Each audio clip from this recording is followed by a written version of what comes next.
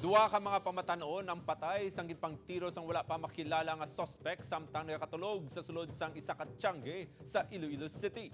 Samtang abyan sang duwa nga nagasaulog sang iya kadlawan, Pilason. Rambol sang mga pamatanon nagluntad pila ka oras antes ang pagpangtiro. Si Zen Kinantang nakatutok. May igo sa mga bala ang tiyanggi nga inikon sa diin natiruhan patay sanday Earl Jonathan Gatin kag Albert Liupara. Nag-inom-inom ang duha ka upod si Renz Anthony Mahusay nga nagsaulog sang iya birthday kagabi sa barangay Tikod, La Paz. Nakaangkon sang patal nga pila sa ulo kag dughan si Gatin, samtang may igo naman sa ulo abaga kag tiil si Liupara nga gintunaan sang ila kamatayon. Pilason naman si Mahusay kag padayon nga ginabulong sa ospital. Sa investigasyon sang pulis, nag-inom-inom ang mga ining kagabi upod ang iban nga mga bisita bangod birthday ni Renz Anthony Mahusay. Antes pa natiruhan patay ang duha, may ginamo na nga nagluntad sa tunga sa mga abyan ni Mahusay. Apang naareglo naman ini, posible isa sa mga biktima ang target sang suspect kag nasalabat na lang ang iban.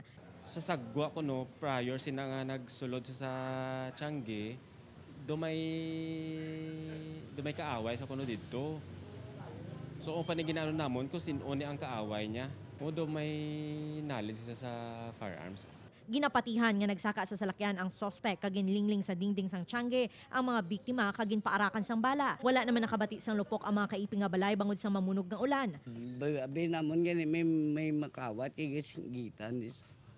So ile mo to kanum may gintiro ti mo to dalo. Yang pidi no imumulti ka mo to din gamit din. Nagapanawagan naman sang hustisya ang pamilya ni Gatin. Suno sa lola sini, isa ka mabuot nga batang iya apo. Amulo na ba kayo? Hustisya lang. Ay na kami may mukit. Pagdaan mo man di gusto. Wala. No-comment na lang kami sa tanan nga bagay. Ang amo lang na pangayo. Gid. Hustisya lang. Na-recover sa crime scene ang siyam kabasiwas ang bala sang kalibre 45. Padayon pa nga ginapadalaman sang kapulisan ang motibo sa pagtiro patay sa mga biktima. Nagapangita na sang CCTV footage ang mga otoridad agud madasig nga makilalaan ang mga suspect. Upod kay Romel Porquia, Zen Kilantang, One Western Visayas.